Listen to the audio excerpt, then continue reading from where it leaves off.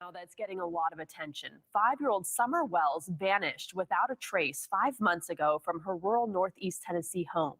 There are few developments in the investigation into her disappearance. The family says Summer's mom and grandmother were gardening with the little girl when she went inside the family home, and they never saw her again. The community has come together to search for her and raise money for a reward in the case, and still no sign of Summer, still no answers.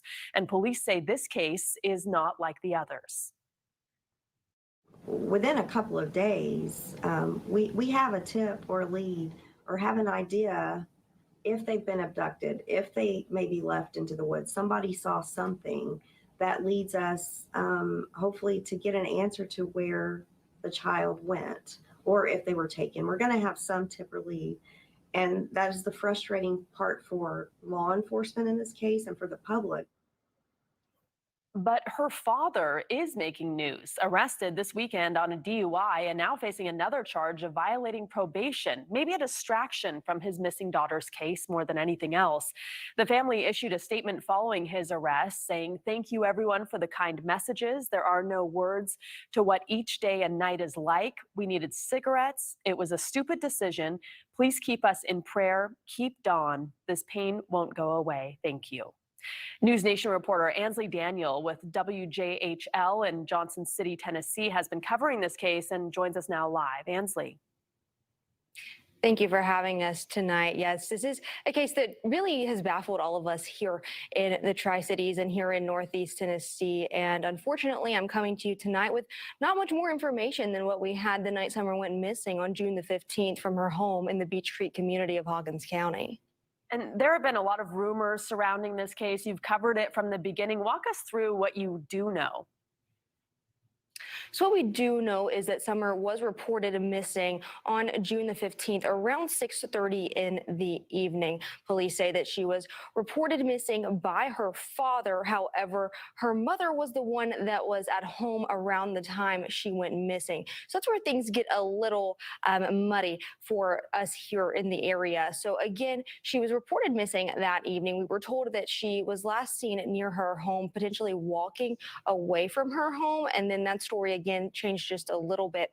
Police have not said that she has been abducted. Police have not said that anything has happened. They simply just know that she was last seen at her home around 6:30 that evening. Now, a few days after she went missing, we talked with her father a few different times, but about 2 weeks after she was reported missing, we did sit down with her mother, who said that she and the two of them were outside of their home planting flowers with Summer's grandmother, so Summer's mother's mother.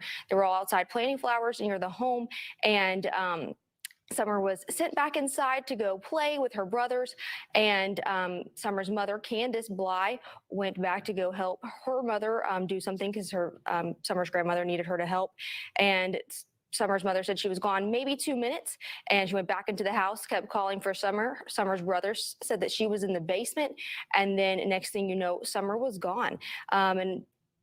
Other than that, we have no idea what happened to this little girl. No one has been arrested as a person of interest. The only thing that we know is that police are looking for a red Toyota Tacoma or similar model, which could potentially be maroon as well. They think that this person has some information about what happened. They could have potentially seen what happened, but they don't believe that this person that was driving that truck is a suspect. How does the arrest of her father now impact this case? As of now, it doesn't have much of an impact besides just gaining different attention. We have spoken with him several times, and today I spoke with him off camera, and he did, kind of attribute what happened over the weekend to heartbreak and kind of, I guess, the pressure of his daughter being missing. However, that could change in the coming days and weeks. We do know that he was arrested again today while he was at his arraignment for his DUI charges over the weekend on a violation of probation charge. However, we're not sure what exactly he violated, and we're still waiting on that paperwork. We're told that it could come at any time tomorrow. And before I let you go, do we know what's next in the investigation? It sounds like they've been trying every avenue. As of now, they're still looking, like I said, for the driver of that red truck that was in the area around the time Summer went missing. They believe that person potentially has some information. We've continued to circle up, obviously, with law enforcement, whether it be local, state, or even federal levels of law enforcement. And even after a massive search that took several weeks in her community, there was no trace of the child. So now what's next is potentially re-going over that area, continuing to look over that area maybe one more time. We've heard that they could have possibly something in the future planned in that regard. But we also know that for the most part they are just looking to see if they have the driver of that truck who could potentially have information.